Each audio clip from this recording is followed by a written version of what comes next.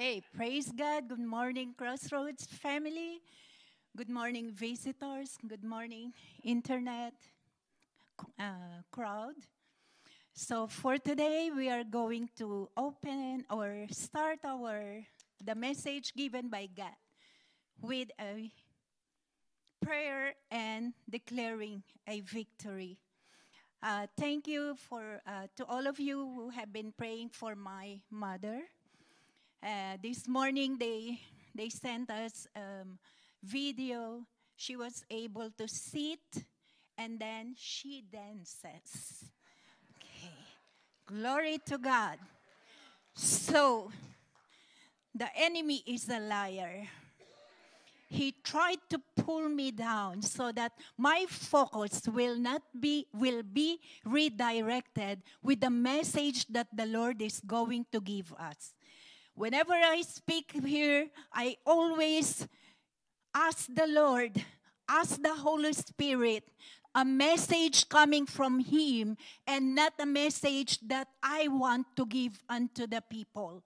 So whenever I am here, the Lord is giving us a new message. So before I give you the title of the message, everybody, please, those who can stand up, please stand up and we'll pray. Heavenly Father, we thank you for this morning. Thank you for the message that you have given unto us this morning. Here we are, O Lord God, emptying everything that is not belonging unto you. Cleanse our heart, O God, so that we will see a new vision coming from you. We want a new direction coming from you. And we want a new message in this new season, O Lord God, you are going to give upon us. We thank you, Father God. Put your words into my mouth, O Lord God, that I may release it in the air so that the atmosphere will be changed and everyone who have the open heart to receive your word, they will catch it and it will be a reflection in their life. We thank you, O Father.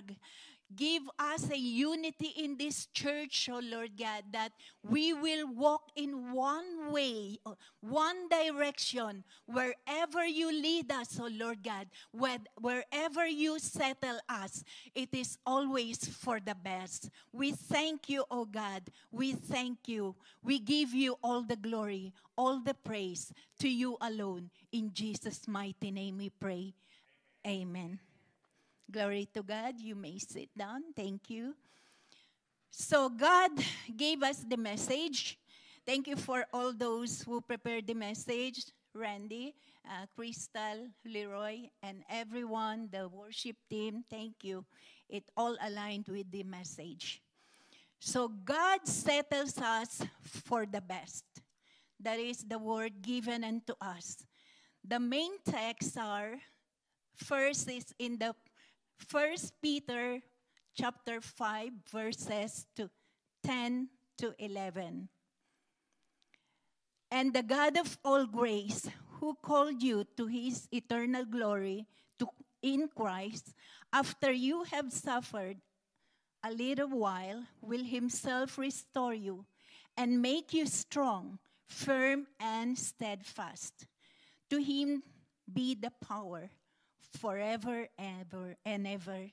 Amen. And the other one is in Deuteronomy chapter 31, verse 8. The Lord himself goes before you and will be with you. He will never leave you nor forsake you. Do not be afraid. Do not be discouraged. Glory to God for this message. So the work of salvation in our life, it doesn't only stop with the acceptance of Christ. It is a turning point in our life where he is going to redirect our path. That is the main reason why He changed us, why He aligned our heart, so that the vision He wants us to see is the same with His vision will be the same with the vision that we have to see. And so, if there are infirmities in our heart, then we cannot see the vision He wants us to see. It's because our heart is filled with infirmities. It may be hatred. It may be anger. It may be because of the different circumstances in our life. So it says here, God settles us for the best. The best is yet to come. Whatever circumstances that you are going to, those are only the preliminaries. Those are the pathway where He wants you to be changed totally, so that our heart will be redirected, our heart will be transformed, our heart will be removed from all those hatred, from those anger, from all those negative emotions that we have in our life. God is cleansing everything in us, so that when He aligned us, our vision will be clear once again. We will see the direction. We will see a new move in our life. This is a new move of God in our life. He wants to move in our life so that He will see how He transforms us. The people will see on how He leads us, on how He makes us into whole again. We have been torn into pieces because of the trials that we have been through. But then that one piece that is missing in our life, He will connect that. If that is piece of faith, then He will give us that faith so that we will continue going on. We will continue walking on. And then He will settle us to the place where He wants us to be. That is not the place where you want. That is not the place. He wants you to have the place that is best for you. So that is now what is happening. If you are in the situation where you are facing different circumstances in your family, in your work, with your loved ones, everywhere there is always a trial. But then those are only a part of the transformation process. It is in the transformation process. It is in the realignment process. So that when it is the right time, when it is the right place, then He will say, that is the place I want you to be, my daughter and my son. Those trials are no more, because I have promised you, I will never leave you nor forsake you. I will not settle you for the less. I will always settle you for the best. The promise that He had made, He will not make us tail. He will make us the head. And so we have to hold those promises. Every word of God, they will never be in vain. They will always be fulfilled in His perfect time. Glory to God. Now, how can we have that? How can He settle us for the best? There are the ways. Number one is having a repentant heart. Now, having a repentant heart, in Luke chapter 5, verses 17 to 20. When he came to his senses, he said, we all know the story about the prodigal son. How many of my father's hired servants have food to spare? And here I am, starving to death. I will set out and go back to my father and say to him, Father, I have sinned against heaven and against you. I am no longer worthy to be called your son. Make me like one of your hired servants. So he got up and went to his father. So we know the story that he asked his inheritance from his father. And then he left their house and squandered his inheritance. But then, while we are in the world that we have chosen, while we are lavishing ourselves with those expenditures, with those moves of the world, there will always be a time. There will always be a refreshing time. There will always be that God is going to give us senses. God is going to awaken us that we are wrong. We have to go back to where we have been. We have to go back to our family.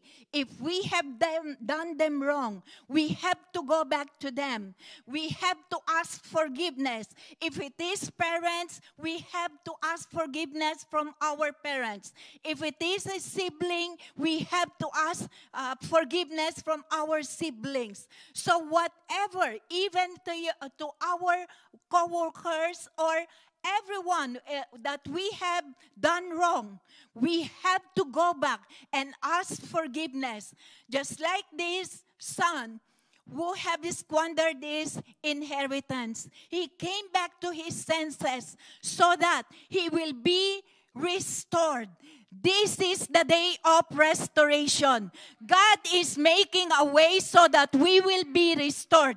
Just like in the song, the days of Elijah, God is rising up a new generation so that they are totally aligned with the new path of righteousness, with the new thing that He wants to see in this place. And so God is realigning His people, connecting His people so that they will be marching in one direction, united, and making the will of the Lord.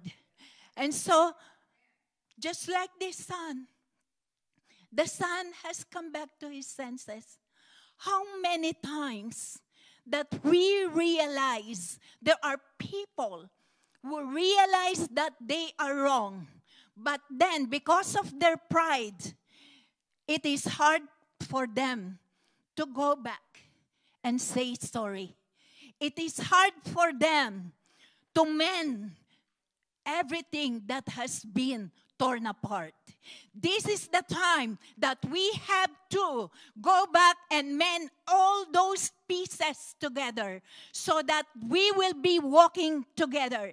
In the church, if there is this unity in this church, in the name of Jesus, we break all this unity in this church. We let the firm foundation of unity be in this church, and so that we will be walking in one direction. Glory to God. And the next one, the other one we have in 2 Samuel chapter 12, verses 13 and 14.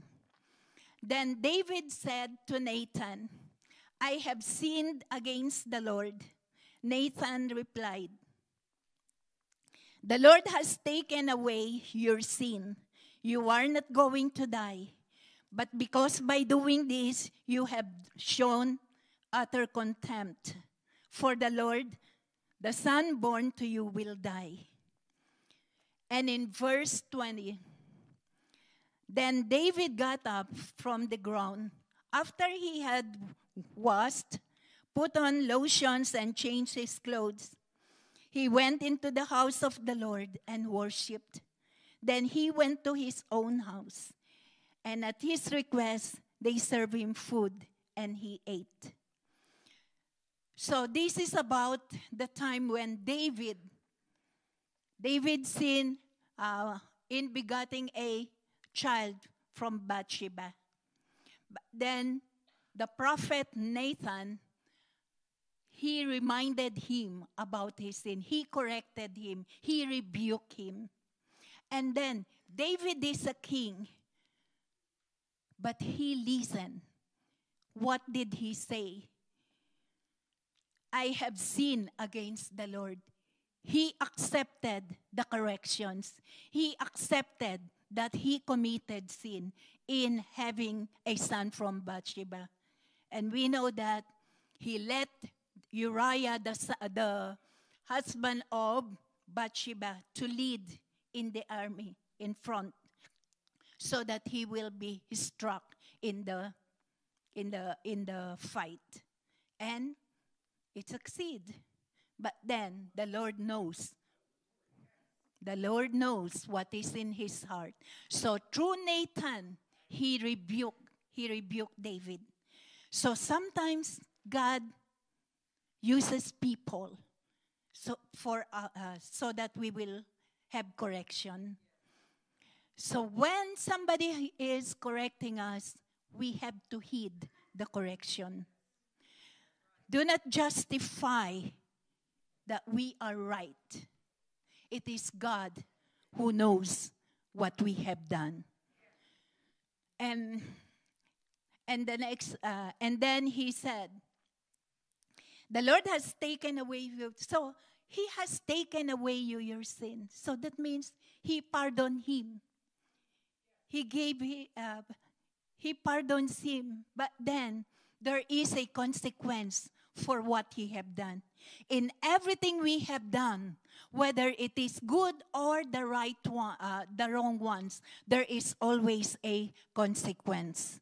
Now, the consequence of his action, of his sin, was the child is going to die.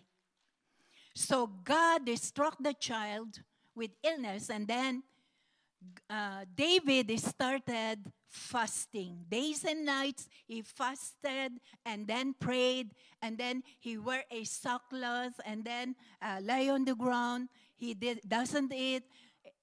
But then the child is still dying. Now, when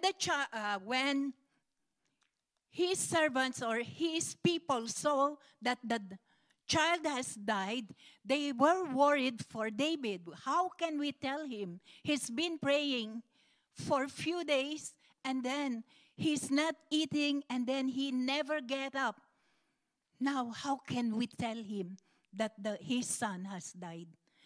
But then when they told him that the son had died, what did he do? He get up, and then he get up from the ground, and then he washed, and then changed his clothes, and then he worshiped God, and he ate. He went into his household, and then he began to eat. Now, we see here that is not only an action on how he get up. We see here the symbolic representation when it is not a God's will, whenever we have been praying for, and then what we have been praying for is not granted, just like David, he get up and accept the will of God. So since it is not the will of God that the child will be alive, so he get up and then change his clothes. So changing clothes is a change in heart. He changed his heart.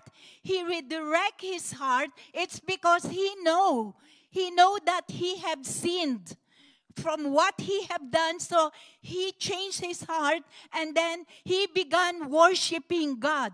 So in the midst of negative circumstances, how can you worship God if you have lost your child? But in the case of David, he accepted the will of God. And so he began to worship God. And then he began to change his character or his heart. And then he went to his household. Now, this household, that means he changed or he redirected his household. So the household plays an important role. When there are things that needed to be changed within the household, we have to do it. Because when the household, the family, when the family is, there is a disunity in the family, that is not good. So that's why he went to his household and then started eating. So whenever things that we have been praying for has not been granted, that is not the will of God. But if we will continue reading, the child has been replaced by a new child, and that is Solomon. And we know who is Solomon in the Bible. He's the one who made the temple of God. So that is what God is trying us to see the picture. That even in the negative things that He did not granted, what we have been praying for, He will replace it with the best one. So that is how God is working in our lives. And then the other one is, number 2, obedience and trust in God matters. So obedience and trust in God matters in Esther chapter 4, verses 15 to 17. Then Esther sent this reply to Mordecai. Go gather together all the Jews who are in Susa and fast for me. Do not eat or drink for 3 days, night or day.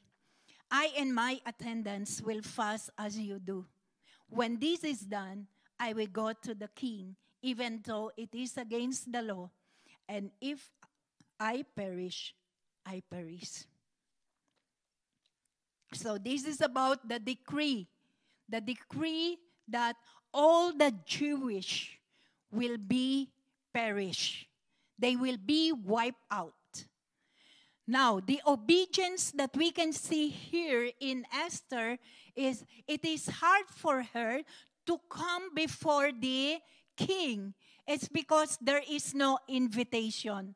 And we know in the story that if there is not yet time, if there is no invitation coming from the king, and then you presented yourself before him, it will cost your life. That's why she said, if I perish, I will perish. Because the king did not invite her to see him. And it is not yet her time to see the king. But then, God is using her so that the whole nation, it is not only one person, the whole nation of Jews will be saved from that decree. Because that decree has been signed by the king, and that they will be perished. And then she went before the king. Now, how many times, or how can we, if we will put in our situation now, if God will put in our heart that you have to go to this person and say this, how could we hit that? Are we going to do it if it will cost our life? So obedience and trust in God really matters. If we obey faithfully and then trust in the Lord, then God is going to touch the heart of that person where He will send us. And He will be the one to change his heart and then to listen to what we are going to speak unto them.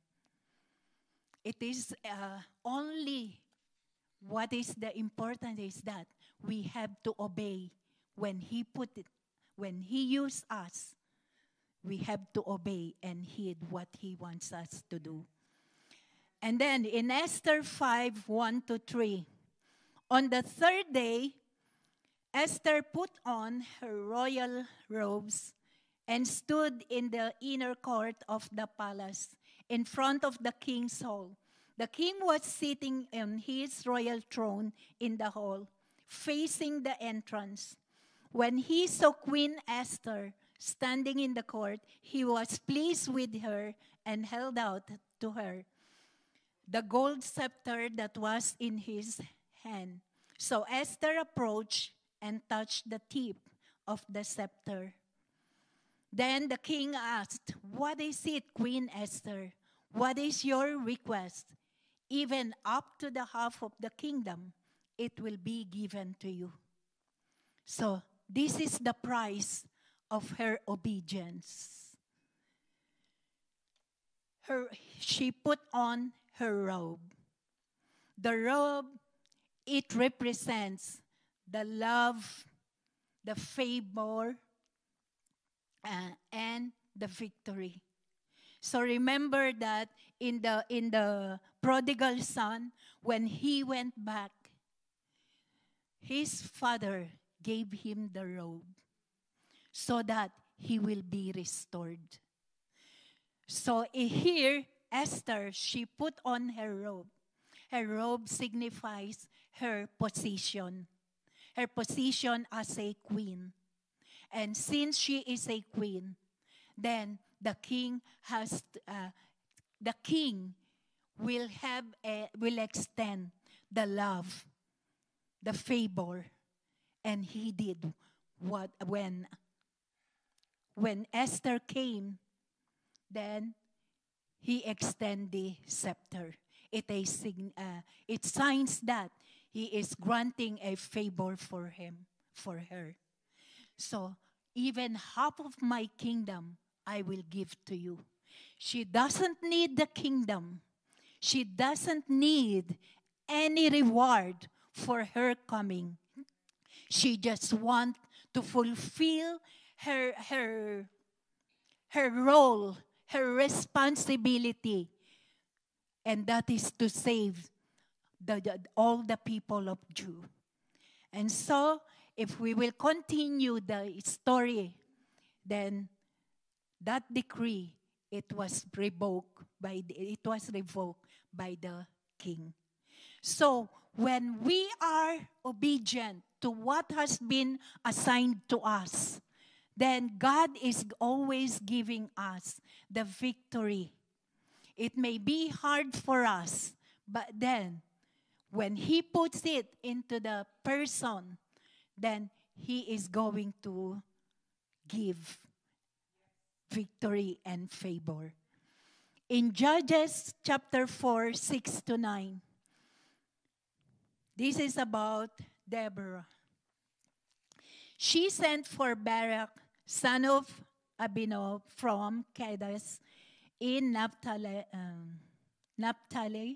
and said to him, "The Lord, the God of Israel, commands you, go take with you 10,000 men of Naphtali and Zebulun. Lead them up to Mount Tabor.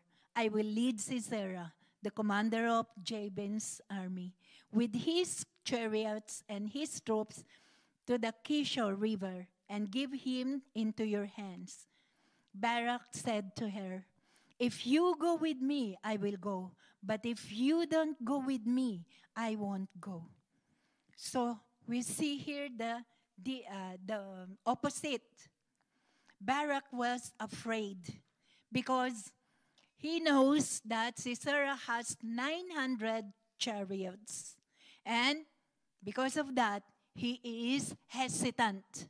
Although God has put into the heart of Deborah that God is going to give him a victory.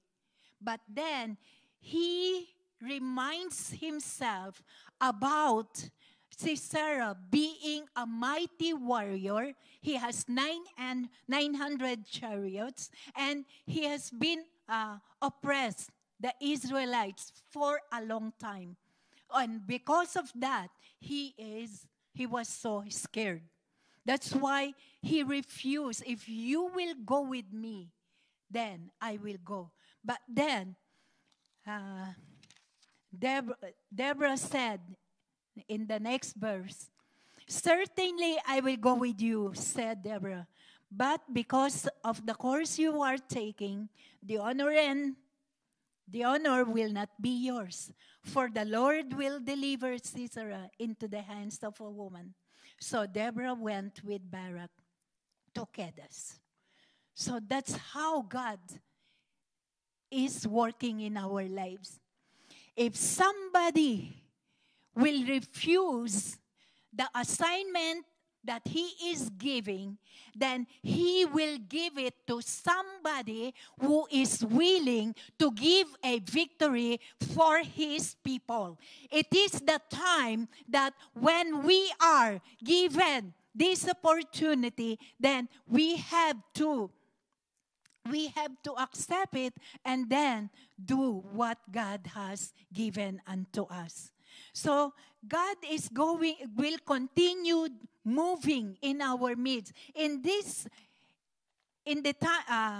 case of Barak, he is supposed to have a victory because God already told it to Deborah, but he was hesitant, and he gave victory to a woman, and that is Deborah.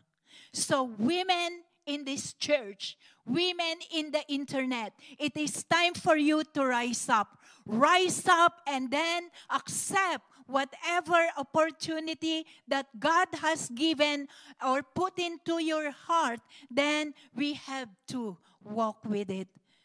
And the next one, in 1 Samuel chapter 17, 36 to 37. And then verse 40, and then verse 45. So first 36, 37. Your servant has killed both. This is about David when he killed Goliath. Your servant has killed both the lion and the bear. This uncircumcised Philistine will be like one of them because he has defiled the armies of the living God. The Lord who rescued me from the paw of the lion and the paw of the bear will rescue me from the hand of this Philistine. Then he took his staff in his hand, chose 5 smooth stones from the stream, put them in the pouch of his shepherd's bag, and with his sling in his hand, approached the Philistine. In verse 45, David said to the Philistine, "You come against me with sword and spear and javelin, but I come against you in the name of the Lord Almighty, the God of the armies of Israel, whom you have defiled." So we can see here, before God is going to give you an assignment, He is going to equip you. There is always an equipping process. After you have been, there is the restoration, there is the transformation, there is the changing of heart and character and aligning with His will and purpose. Then He is going to equip you. Now, equipping is a very important thing. You cannot go in the field without being equipped. How can you lead the people if you have not been equipped? How can you lead the people if you have not been transformed? So it is a process. So when it comes to equipping, there are many ways. It's not only the message that we heard. There are so many resources. We can also attend the seminars. We can also attend the conferences. We can also listen or be a disciple. So we can make so many things in equipping. So when we are totally equipped and that it is time for us to be released in the field, then God is going to use us. He will give us a new assignment. In the case of David, he has been equipped as a shepherd, killing those bear, killing those lion. So he has confidence in God that God is going to give him victory to this Philistine. Just imagine how Goliath, how tall is Goliath? I'm not sure how tall is he, but he is so tall. And David is just a young boy. And that's why when he told Saul that he is willing to fight for this Philistine, for Goliath, Saul looked upon him as a young boy. But he did not look on how God is using him as a shepherd from those ferocious lions and bears. So sometimes, in the same way, people are looking upon the character of those God is using. But they never consider on how in the process, the trials and the victories that they have been through. And then they have been equipped with the different circumstances. Remember that the challenges, the trials that we have been facing, those are also one way of equipping us so that we will give a testimony on how God reassured us, on how God has transformed our heart, on how God has given us victory through the different circumstances that we have been to. And so, God has used this boy, David, to give victory. And he just used what God has equipped him. And the most important thing, he used the trust in God. He did not accept those tunic or those equipment used by Saul as an army. He did not accept them. It's because he is not used to in having those. Because he is not a military. He is a shepherd. So do not function with the areas where you have not been called. Do not wear the robe of somebody. It's because he wants you to do it. Do not accept what people has directed you unless the Lord speaks unto you, or unless the Lord has led someone to tell you. Then never do something in which not coming from the Lord. And so he did not accept those. What he did are those given by God to him in having victory through those precious animals, just javelin and those stones. Those are the one. Those are the equipment that he used. And of course, his trust in God. In the name of Jesus, I don't have anything except the name of the Lord. So wherever we are into, wherever God is sending you, just bring forth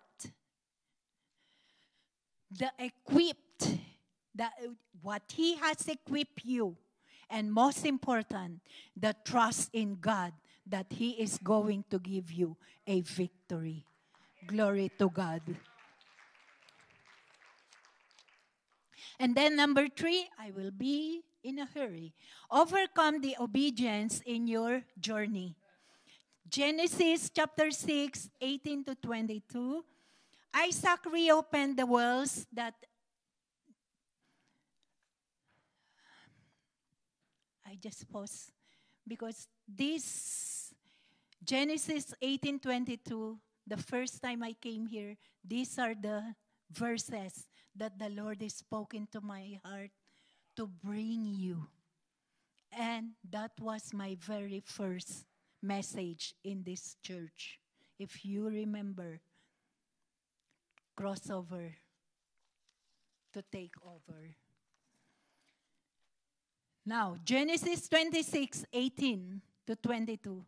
Isaac reopened the wells that had been dug in the time of his father Abraham, with the Philistines, and had stopped up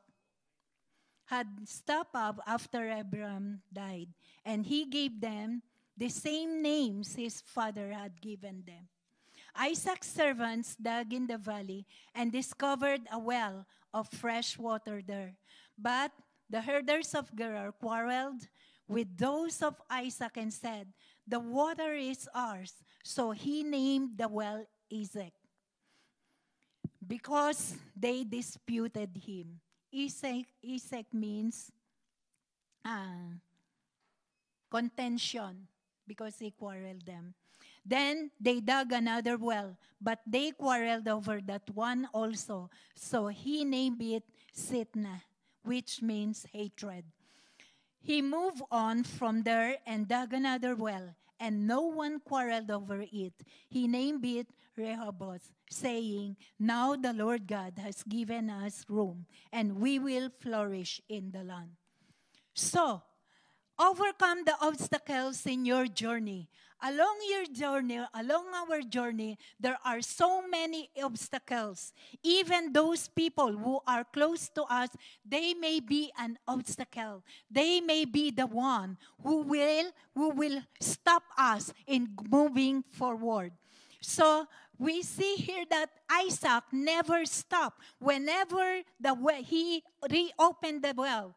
So the well here, remember, we know that the well signifies the Word of God.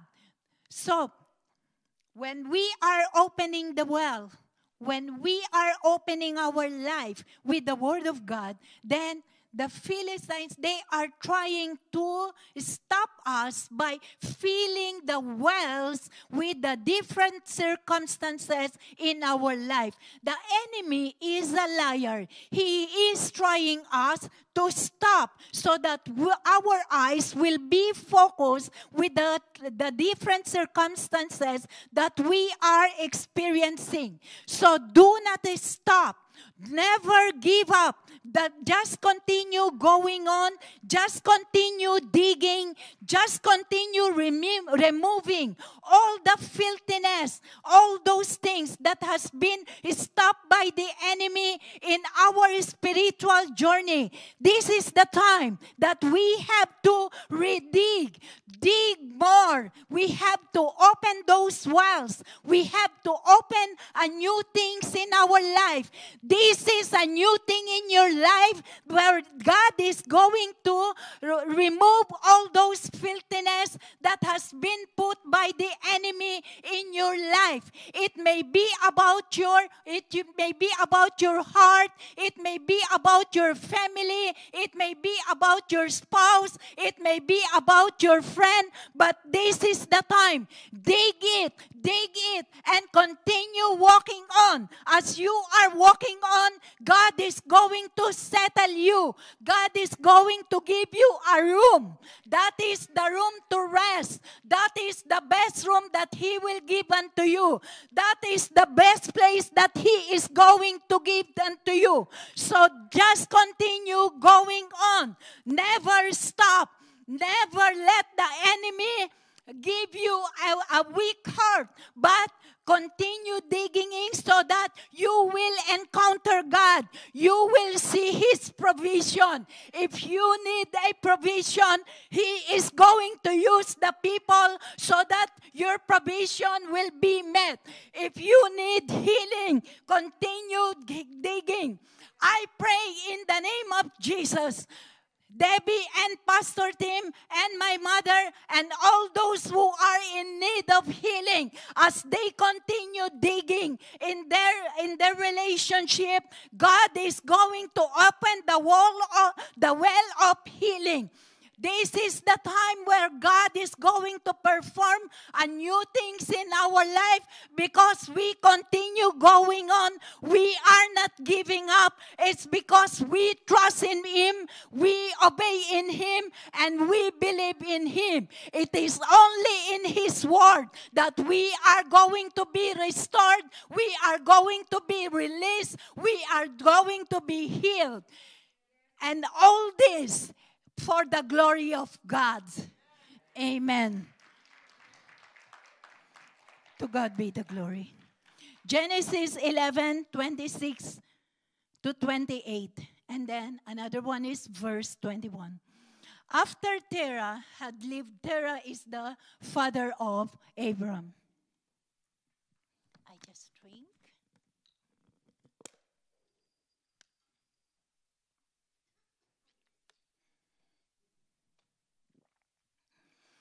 After Terah had lived 70 years, he became the father of Abram, Nahor, and Haran. These are the account of Terah's family line.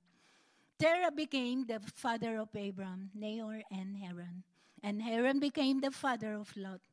While his father Terah was still alive, Haran died in Ur of the Chaldeans, in the land of his birth. Now, in the next verse, Terah took his son, Abram, his grandson Lot, son of Haran, and his daughter-in-law Sarai, the wife of his son Abram. And together they set out from Ur of the Chaldeans to go to Canaan. But when they came to Haran, they settled there. So, overcome the obstacles. Now, Terah. So, even during the time of Terah, the father of Abram, they are going to set into the Canaan during the time of the father of Abram. So that's why, remember that the Chaldeans, they worship idols. So they were set out from Ur in Chaldeans and settled in Canaan, the promised land. But then, before that, Haran, the son, died. So the father, Terah, is still grieving from the loss of his son. So when they set out from Ur and on their way to Canaan, and then when they reached Haran, they settled there. They were not able to reach the Canaan. Now, what can we see in that? When he is grieving over his son. And now, Haran is his name. Now, he is in the place, Haran. He remembers his son. And then he settled there. So it is a symbolic representation that when things happen in our life and then we remember them continuously, we settled there and we're not able to go to the place where God wants us to be. If Terah, the father of Abram, did not settle in Haran, they were able to reach Canaan. But it is not his calling.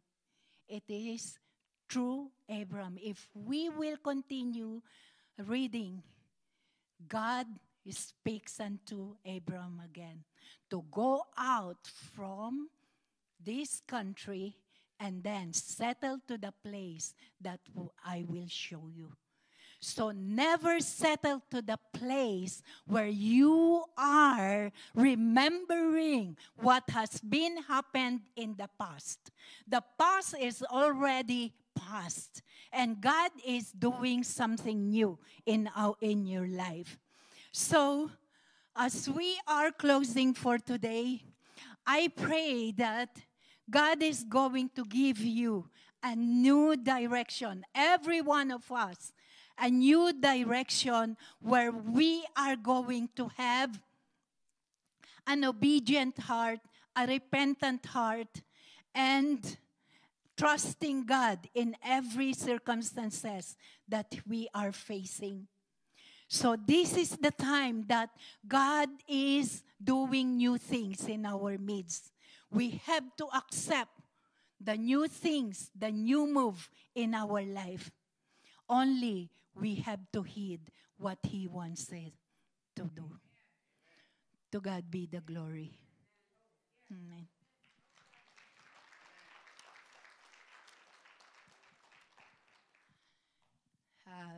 The worship team, do you still have the... Can you play again, please, Days of Elijah?